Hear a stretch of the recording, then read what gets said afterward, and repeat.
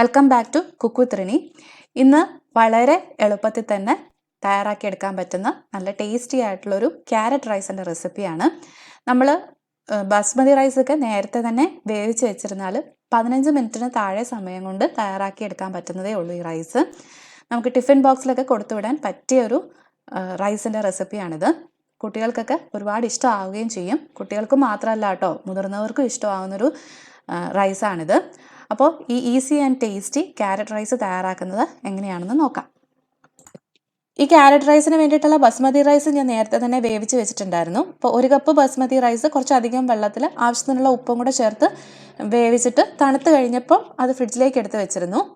ഇനി വേണ്ടുന്നത് ക്യാരറ്റാണ്. അപ്പോൾ 2 മീഡിയം സൈസിലുള്ള ക്യാരറ്റാണ് ഞാൻ എടുത്തിരിക്കുന്നത്. അത് ഗ്രേറ്റ് ചെയ്താണ് എടുത്തിരിക്കുന്നത്. ഗ്രേറ്റ് ചെയ്ത് നോക്കുകയാണെന്നുണ്ടെങ്കിൽ 1.5 കപ്പോളം ക്യാരറ്റ് ഉണ്ടാവും. പിന്നെ എടുത്തിരിക്കുന്നത് 2 ഏലക്ക, 2 ഗ്രാമ്പു, ഒരു ചെറിയ കഷ്ണം പട്ട, ഒരു ബേ ലീഫ്.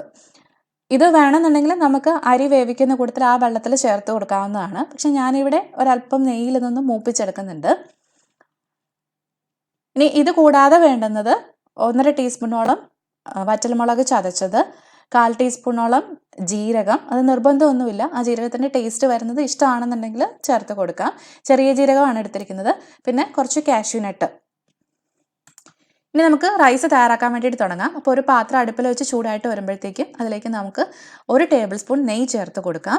അപ്പോൾ നെയ്യ്ക്ക് പകരമായിട്ട് വേണമെന്നുണ്ടെങ്കിൽ എണ്ണയും ഉപയോഗിക്കാം. പക്ഷേ കൂടുതൽ ടേസ്റ്റ് നെയ്യാണ്. പിന്നെ കുട്ടികൾക്കൊക്കെ ആണെന്നുണ്ടെങ്കിൽ നെയ്യ് തന്നെയായിരിക്കും കൂടുതൽ നല്ലതും. ഇനി ഇതിലേക്ക് നമ്മൾ ആ എടുത്ത് വെച്ചിരിക്കുന്ന കാഷ്യൂ നട്ട് ഉണ്ടല്ലോ, അതും കൂടെ ഒന്ന് ചേർത്ത് ചെറുതായിട്ടൊന്ന് മൂപ്പിച്ചെടുക്കാം. അപ്പം ഞാനിവിടെ ഒരു 8-10 കാഷ്യൂ നട്ടേ ഉള്ളൂ ആ കൂടി എടുത്തിരിക്കുന്നത്. നിങ്ങൾക്ക് വേണമെന്നുണ്ടെങ്കിൽ കൂടുതൽ ചേർത്ത് കൊടുക്കാം.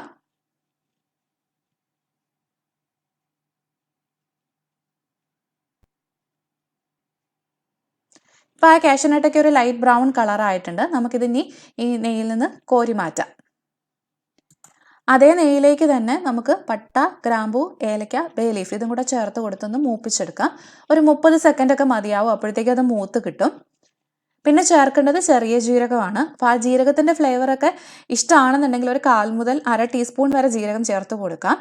ഇനി അത് ഇഷ്ടമില്ലാന്നുണ്ടെങ്കിൽ ചേർത്ത് കൊടുക്കണമെന്ന് നിർബന്ധവും ഇല്ല കേട്ടോ. അപ്പം ഞാനിവിടെ ഒരു 1/4 ടീസ്പൂൺ ചെറിയ ജീരകം ചേർത്ത് കൊടുത്തിട്ടുണ്ട്. ഇപ്പം ജീരകവും മൂത്ത് വന്നിട്ടുണ്ട്. ഇനി ഇതിലേക്ക് നമുക്ക് ഗ്രേറ്റ് ചെയ്ത് വെച്ചിരിക്കുന്ന ക്യാരറ്റ് ചേർത്ത് കൊടുക്കാം.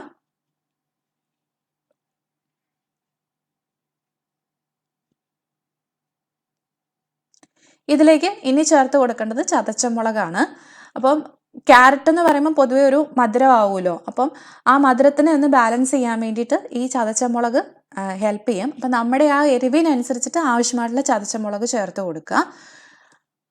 പിന്നെ ഈ ക്യാരറ്റിന് ആവശ്യമായിട്ടുള്ള ഉപ്പും നമ്മൾ ചോറിലേക്ക് ആവശ്യത്തിനുള്ള ഉപ്പ് ചേർത്തിട്ടാണ് വേവിച്ചെടുത്തിരിക്കുന്നത്. അപ്പോൾ ഈ ക്യാരറ്റിന് വേണ്ടുന്ന ഉപ്പ് മാത്രം മതിയാവും. ഇനി ഈ ക്യാരറ്റ് നമുക്കൊന്ന് വേവിച്ചെടുക്കണം. അപ്പം നന്നായിട്ടങ്ങ് കുക്കാവേണ്ട ആവശ്യമൊന്നുമില്ല. ഒരു 1/4 വേവൊക്കെ ആയി കിട്ടിയാൽ മതി. ഒരു മീഡിയം ഫ്ലെയിമിലിട്ടിട്ട് ചെയ്താൽ മതി. 3-4 മിനിറ്റ് ഇതുപോലെ ഒന്ന് ഇളക്കി കൊടുത്തോണ്ട് നമുക്ക് ഈ ക്യാരറ്റ് ഒന്ന് വേവിച്ചെടുക്കാം.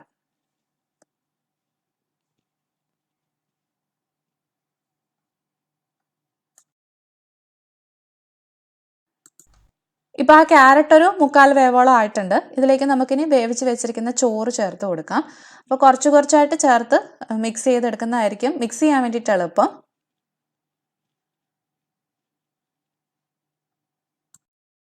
ഇനി നമുക്ക് ചെറു തീയിൽ മൂടി വെച്ച് ഒരു 3-4 മിനിറ്റ് ഇതെല്ലാം നന്നായിട്ടൊന്ന് ചൂടാക്കി എടുക്കാം.